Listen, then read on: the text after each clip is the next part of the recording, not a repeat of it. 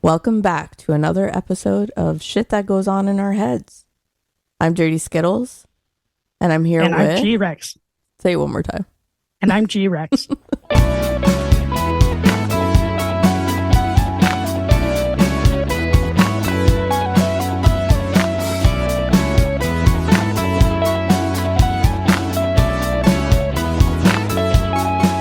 And today we have a very special guest. It's Dirty Skittles' dad, and he goes by Crazy 8. Want to say hi, Crazy 8? Here in the house. Crazy 8, do you want to tell people a little bit about who you are, what you do? Yeah, without going into specifics. Yeah, without being specific.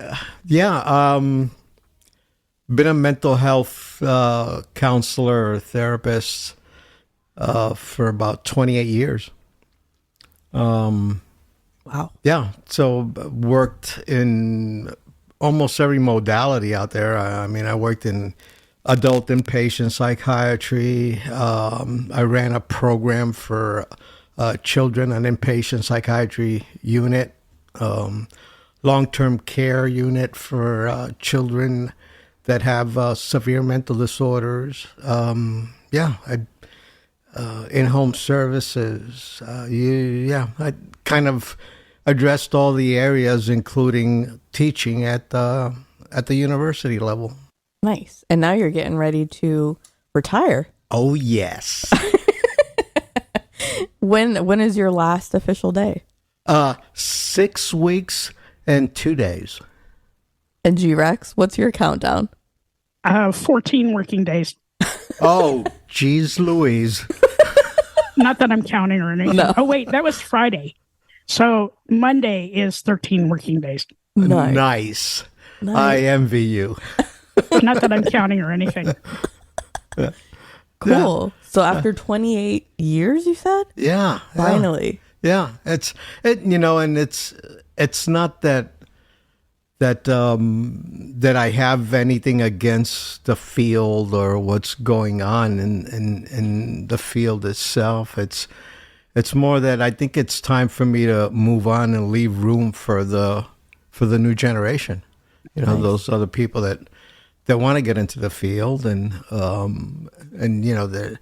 your best teacher. And this is something I learned from being a young musician. Your best school is the streets. The best school is on hands. The textbook will show you certain things, but it's people are not cookie cutter. Yeah. Real life experiences. Yeah. That's where you learn, right? So I had a lot of fun and met some incredible people in my career.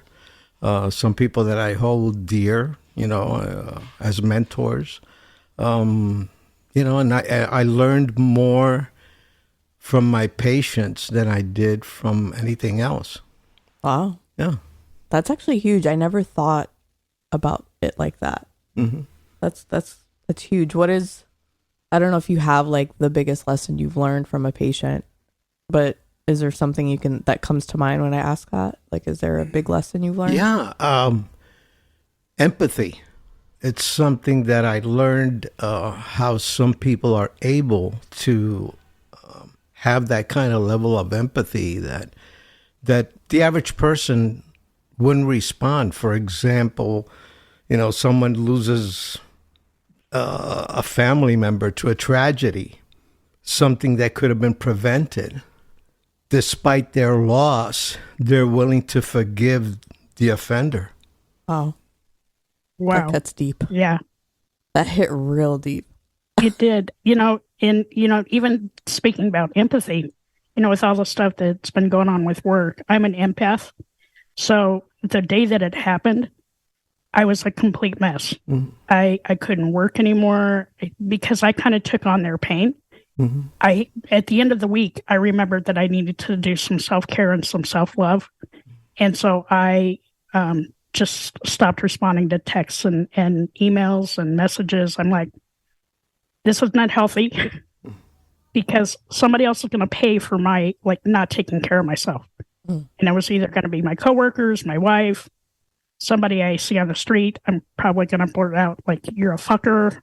and not really mean it, but like Yeah. I would need to get it out. So yeah, empathy is huge, huge. Yeah. And it's also, and when you're an empath, you also need to remember to like take care of yourself, right? Because taking on all everybody else's emotions and the hurt and everything, it can really drain you.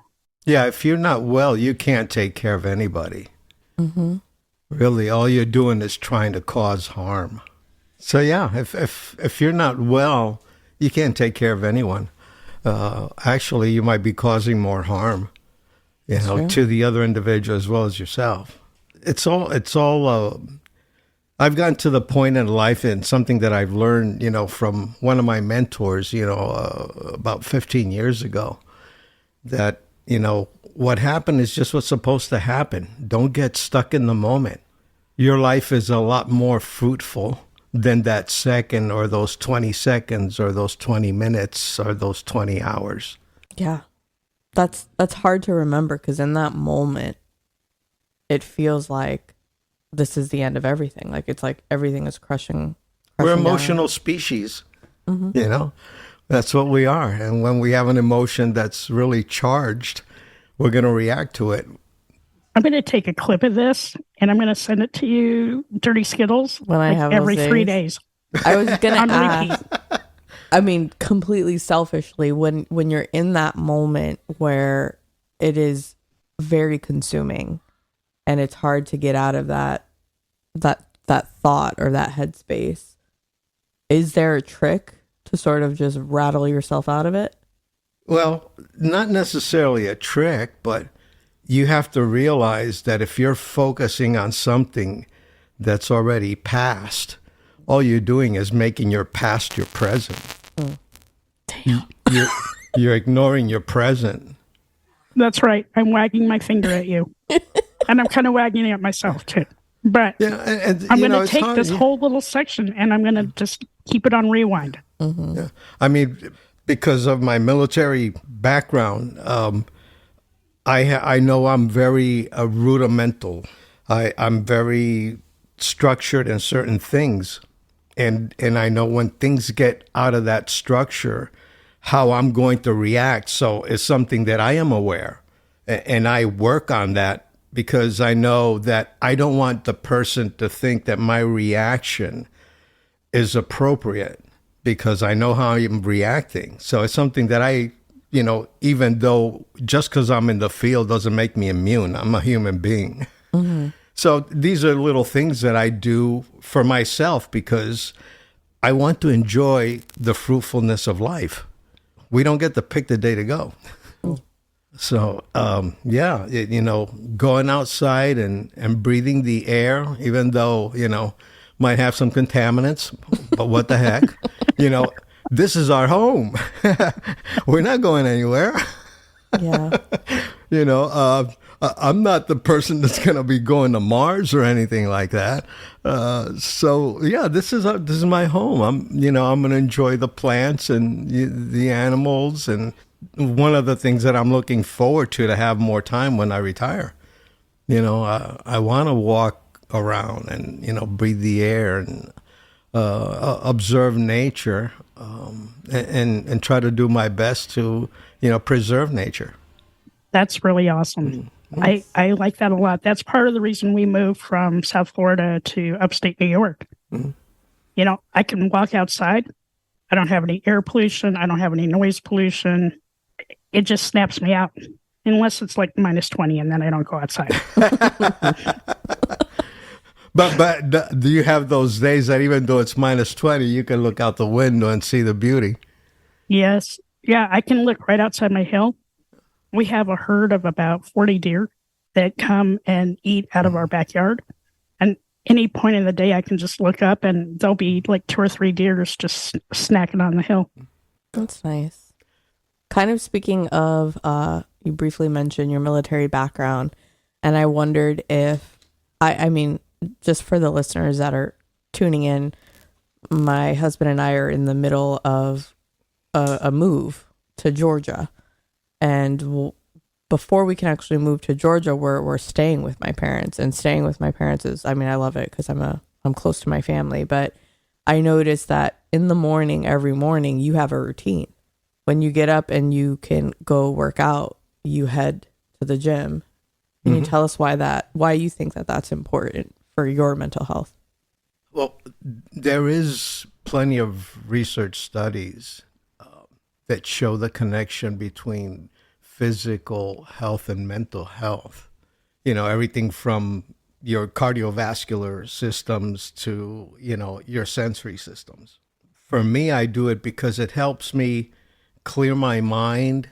It gets me started for the day. And it's a routine that I've had since, 1977 when I went into active duty. But it has been a health prescription that helps me clear my mind. You know, there are days that, again, being human, just like everybody else, there's days that I have difficulty sleeping. You know, there's things that start to preoccupy me. And they might be realistic or unrealistic. It might be memories or nightmares. So I go through those routines, and, you know, when you're deprived from sleep, your functioning level decreases. So going to the gym has been an assistance in allowing me to, you know, run and exercise my body to the point to when it's time to sleep, I have taught it to sleep. So I have a routine. You know, I go to bed at the same time, and I don't drink liquids after 9:30. And I mean, I have a certain routine that I do that gets me, you know, the sleep, you know, more consistently than you know, not doing it. That really rings true for me. So when I went through my mental breakdown on Christmas Day, like the very next day, I saw a therapist, and they suggested to go to the gym. So I did. I was very faithful about going to the gym for a month until I had to have dental surgery, and then I couldn't go because I had a mouthful of stitches. But the real reason I went to the gym was to make my head stop. Like, that would be the only thing I would think of. I didn't want to fall off the treadmill, and I didn't want to drop a weight on my foot, right? Because I had visions of that, like I'm on the treadmill, I'm like, shit, I'm going to fall. Because, you know, my fat ass hasn't worked out for like 15 years, okay? So now I get on the treadmill, and I just walk it out, and I actually miss it. I miss going to the gym because it was part of my routine, right? I would work all day. At 5:35, I'd be on my way to the gym. I'd work out for an hour, and I didn't really have a goal, right? I didn't want to lose weight. I don't want to get in shape. I just want the shit in my head to stop, because that's the only time I could get the merry-go-round to stop for even like half an hour. That reminds me of when I lived in Georgia and I started, you know, like everybody does, right? It's the first day of the new year, and I'm like, this is the year. I'm gonna get it together. I'm going to the gym, and I signed up for a gym that had what they marketed as an intro to boxing, and I'm like, that's what I need, because I've got a lot of anger issues. I need to just beat the shit out of a bag real quick, and I'll be great. Fast forward to like that. This was like an actual training gym for professional fighters and MMA fighters and boxers that were going there to improve their technique. And I roll in, literally, my roly-poly body just kind of shows up, and they're like, what is this lady doing here? But you know what? They took my money for the membership. So, I mean, I became a member of this MMA gym and realized quickly my skill set wasn't up to par.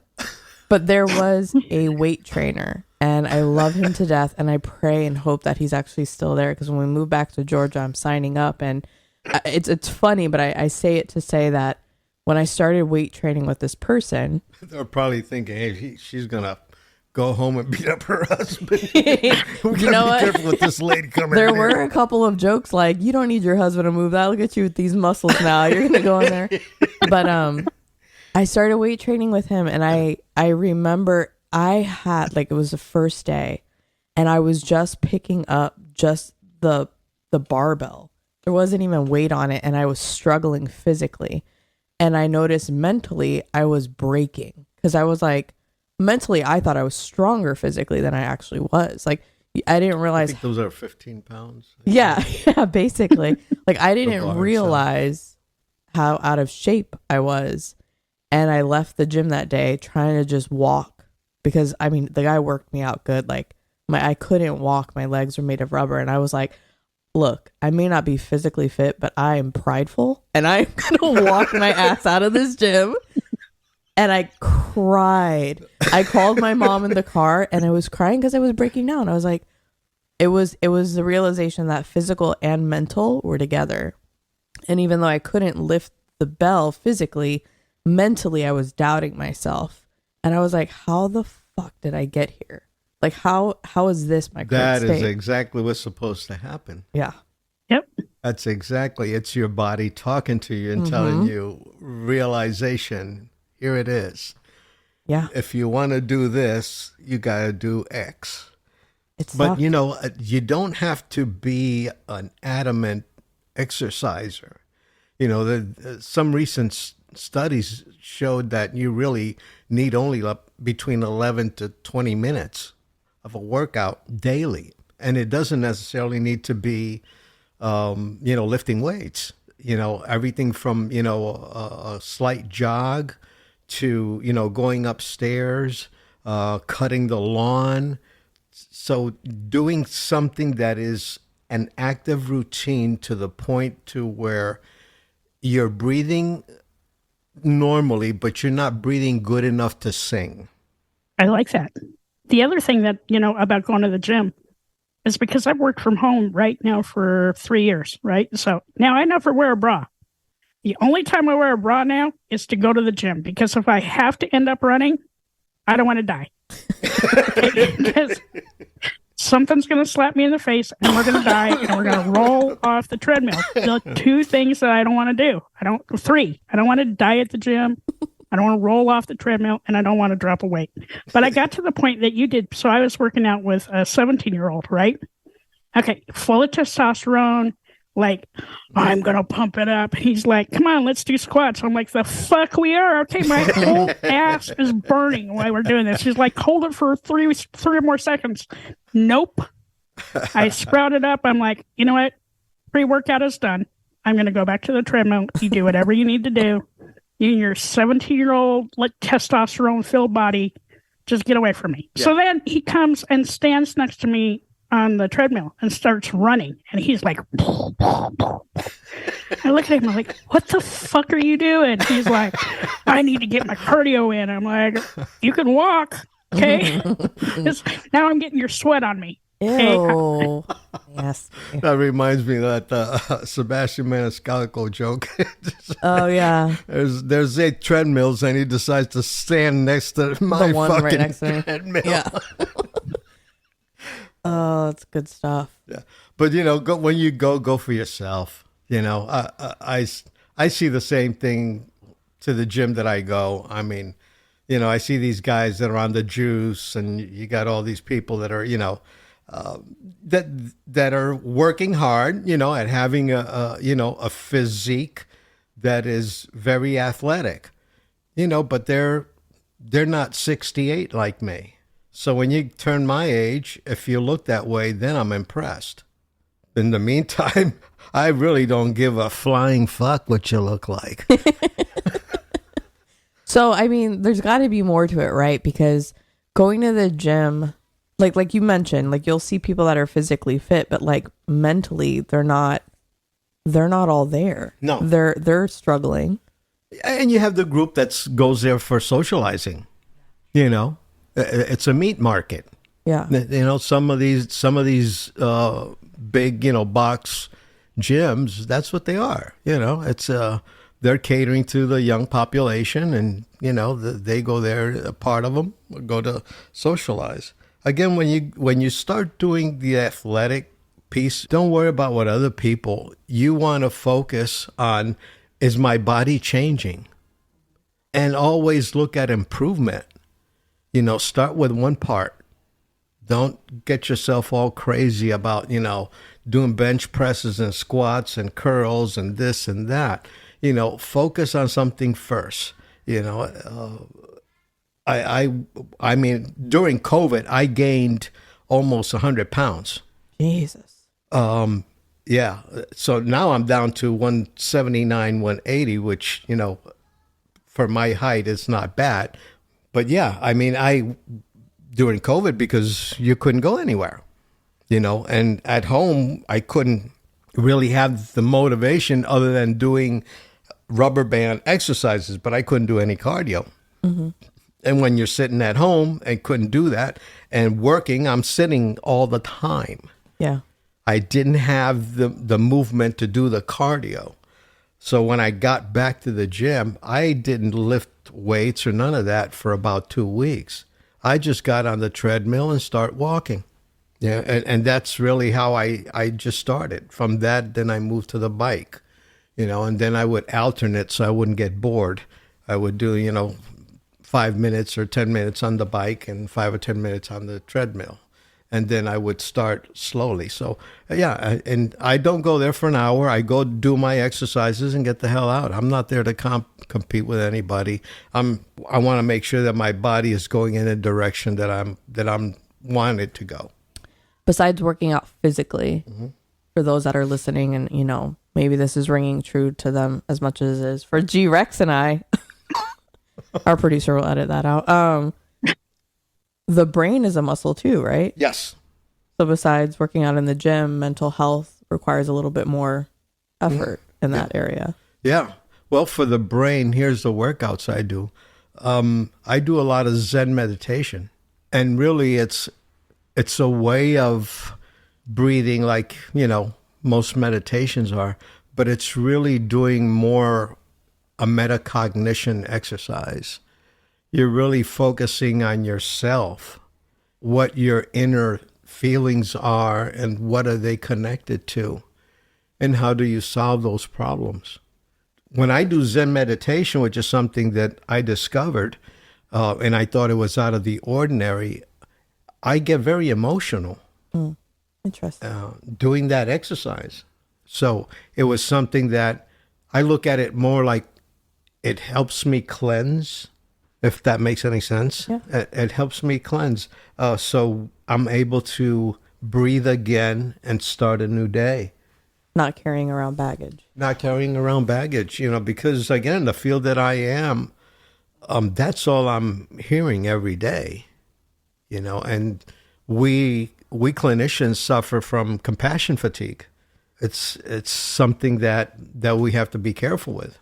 Yeah. I would imagine things would get real hairy if you didn't work through compassion fatigue. And if you don't take care of that, then it becomes vicarious traumatization, which is almost like a form of PTSD. So you start having those same symptoms because of the experiences that you've heard other people suffer through. Once you hear something that affects you emotionally, your brain basically creates a scar without a memory. So once you see it, you can't unsee it. Dirty Skittles, I wonder if this is something that we suffer from too, a little bit, just a tiny bit of PTSD, because, you and I are both very passionate about what we do, right? Mm-hmm. We're passionate about the people we work with, day after day after day. For like the last 2 years, we've been pounded with just stuff that doesn't seem right. A lot of that I internalize, right? Because I'm going to be 60. So a lot of what I was taught is, all my life is you just shove that shit down as far as it can go, right? And don't, let it out until, Christmas Day rolls around and you're like, fuck it, I'm done. One of the things I've learned just through my own therapy is that, my cortisol was all messed up, right? For like 3 years, I didn't do shit, right? Laid around the house, watched TV, shoveled some snow. But as soon as I started laughing more and exercising more, my serotonin went up. And the more that my serotonin is up, the happier I am. But I'm finding it's a hard balance, right? Because if I'm not laughing, I'm just done. I have zero fucks to give. That attitude. Look at all the stuff that, I hate to say it, but, we're walking around a lot of strange people. You know, we still have people that are scared of the number 13. All right. Or walking under a ladder, you know, even though there's no documented death of someone walking under a ladder. But, you know, even buildings, you go to elevators, they have a 13th floor, which is their storage, but there's no 13 button on the elevator. So, you know, we got some strange people walking around. So, especially in Florida. So, you know, what I try to tell, you know, the people that I come across in my lifetime is that you can't make other people's problem your problem. You can listen to them. You can definitely empathize with it, but don't make it your problem, because you have enough of your own. You know, life is going to throw monkey wrenches at you all the time. You know, don't make it your problem. You know, if you continue to enable someone by assisting them, they're never going to learn how to cope with those situations. So, you know, it's more helpful for someone to understand that. And that's why, you know, the clientele that I would get would come to me, because I wouldn't paint the pretty picture. I'm not just only hearing what you're saying, but I'm reflecting back to you, what is it that needs to happen to solve this? You know, because is it based on a reality, or is it based on an opinion? What I always ask people is, can you give me an example of what's a reality? And most individuals struggle with giving me an example. And I give them one example: gravity. I take a pen, pick it up, and drop it on the floor and tell them I can get everybody in this building, bring them in here, and we'll do the same thing, and I guarantee you every time that pen's going to hit the floor. That's reality. Now, what's an opinion? Oh, tacos are better than burgers. You know, the problem is that, you know, our brain is a muscle that is used to custom and format, and a lot of it has to deal with the way we feel. So if you're thinking messed up, you feel messed up, you act messed up. So wow. Sometimes those opinions, because we're so passionate about our belief, we think that that opinion is a fact. There's two things you said. So in my therapy, where I'm at, so I've been in therapy for over a year, and one of the hugest kind of breakthrough moment for me was understanding that not everything is my burden to carry. No. So once I found that spot in my life, I was able to let go of a lot of stuff. And then the second thing that followed after that was being able to realize, I'll take a very perfect example. If I'm just in a bad mood, being able to internally look at myself, how am I feeling? Have I felt this way before? And what was the situation before? Because a lot of what I found was that I had these beliefs that had nothing to do with the reality of the situation. It was something that triggered a memory, a thought, a feeling, a belief from something way back when. And realizing oh, this isn't the same thing.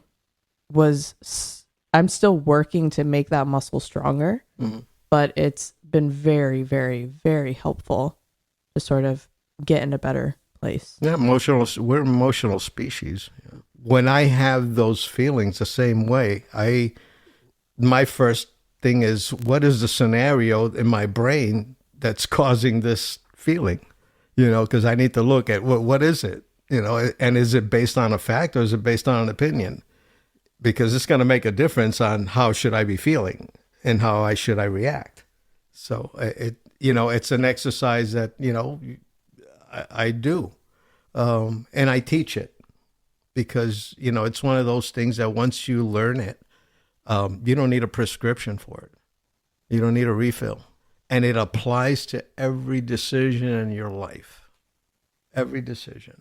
That no one has to make an instantaneous decision unless it's life or death.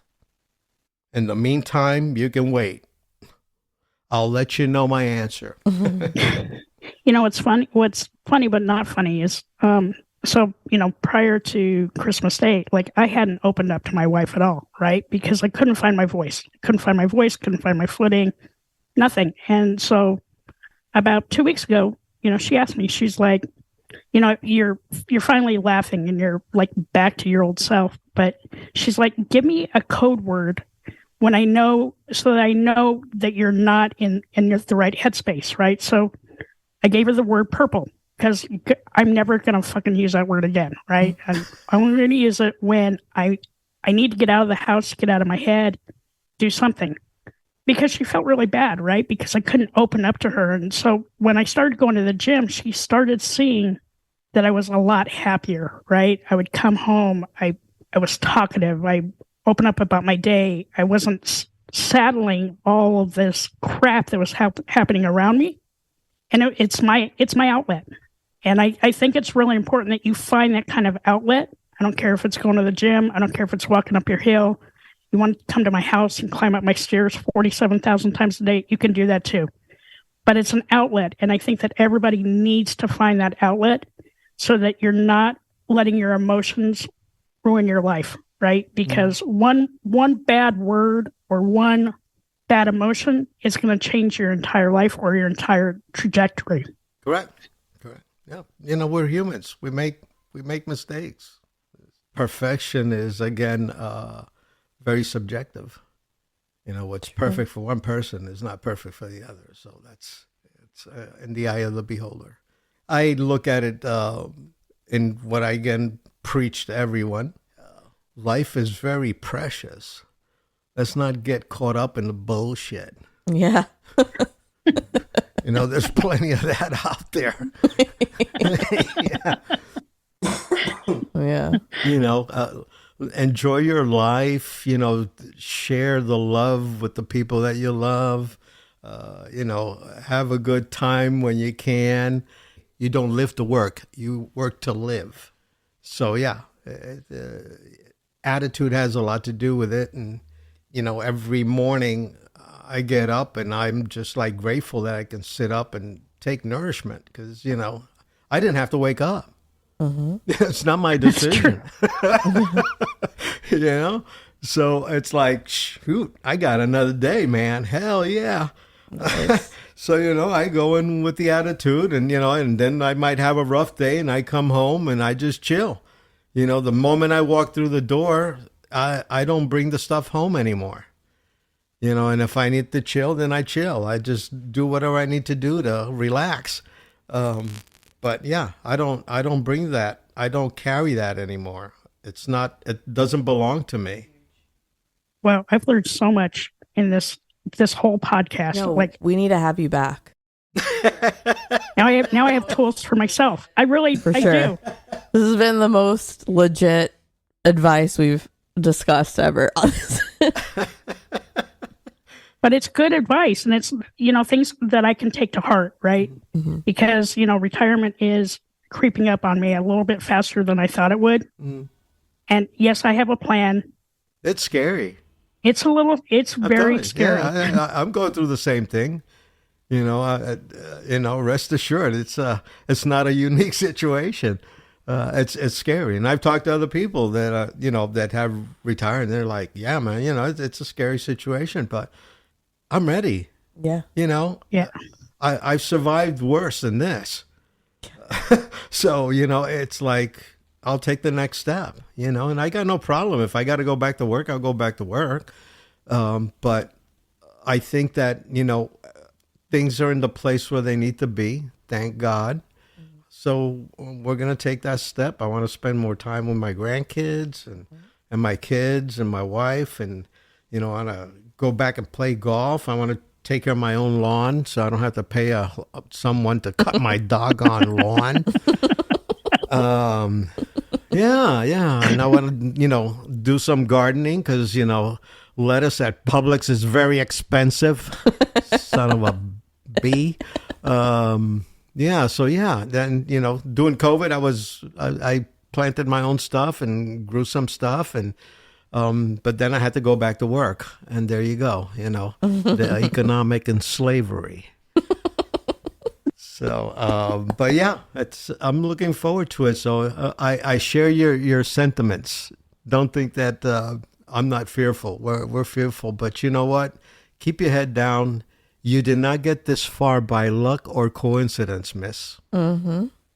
So if there was one bit of advice that you could leave our listeners with, not that, I mean, this whole episode I feel has been so fruitful, but one bit of advice, what would you say? Oh, gosh. Don't sweat the small stuff. There's going to be mistakes. We've all made mistakes. But mistakes are not failures. You can't look at it that way, because those bad decisions and mistakes have made you the person you are today. Yep. So that's not a failure.